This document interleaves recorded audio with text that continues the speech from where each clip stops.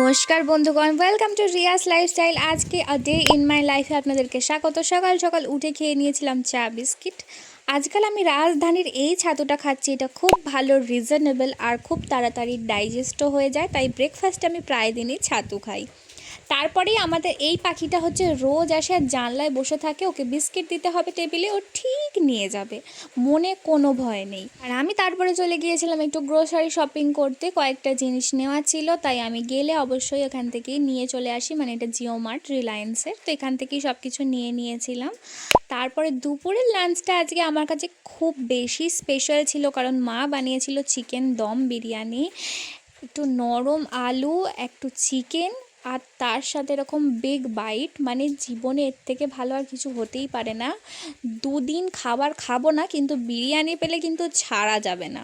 জমিয়ে তো লাঞ্চটা করে নিয়েছিলাম আর দিয়ে দিয়েছিলাম ভাত, ঘুম।